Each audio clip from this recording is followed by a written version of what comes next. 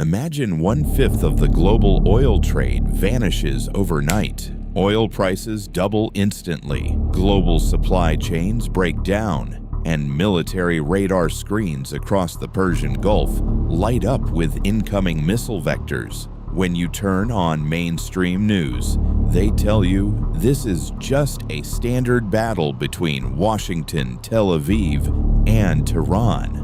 But that explanation is completely surface level.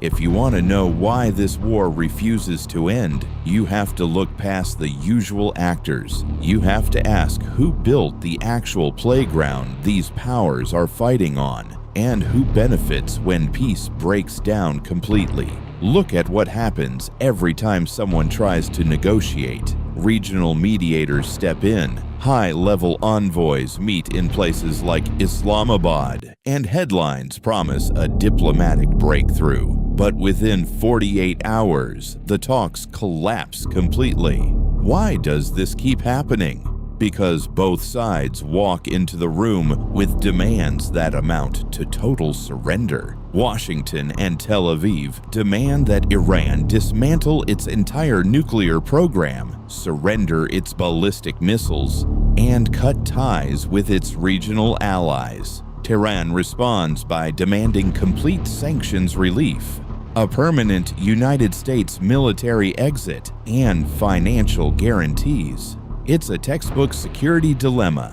Neither side can trust a piece of paper signed by the other. But this level of paranoia wasn't created in a vacuum.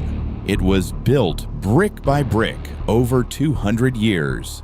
Long before America took over as the primary power in the Middle East, Great Britain and Imperial Russia were playing the Great Game across Persia. Through forced treaties in the early 1800s, foreign powers systematically carved up Persian territory and seized control of its economy. By 1901, the British Crown secured an exclusive monopoly over Persian oil reserves, forming what eventually became British Petroleum.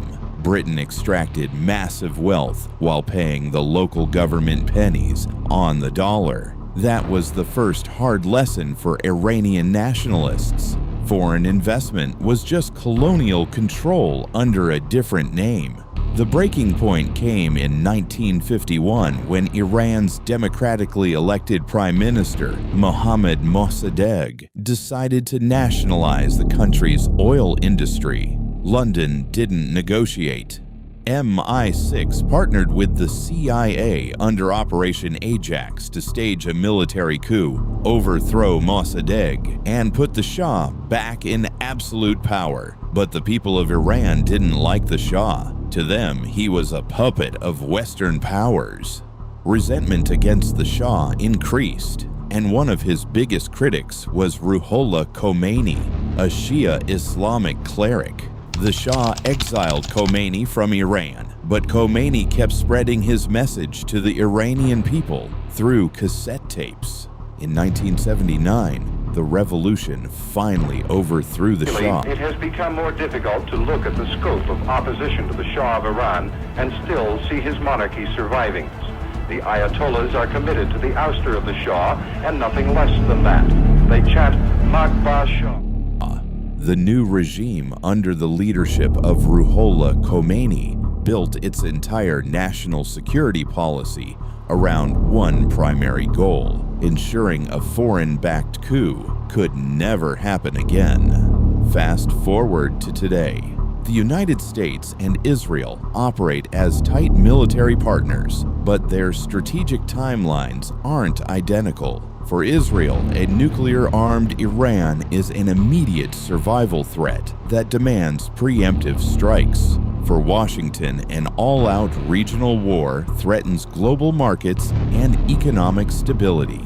Israel's current military dominance relies heavily on its status as the region's sole nuclear power. How that program got off the ground in the 1960s remains one of Cold War history's worst-kept secrets, especially after over 200 kilograms of enriched uranium mysteriously vanished from the NUMEC facility in Apollo, Pennsylvania, an event intelligence analysts strongly suspect was diverted directly into Israel's early nuclear program. Because Iran knows it cannot match Western jets or technology in a conventional dogfight, it built an asymmetric shield instead, the axis of resistance. By arming proxy networks across Lebanon, Iraq, Syria, and Yemen, Tehran created a forward defensive line that forces its enemies to fight hundreds of miles away from Iranian borders.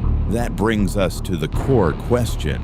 What is London's actual role in all of this? While British officials publicly call for de-escalation, the United Kingdom played no role in these strikes.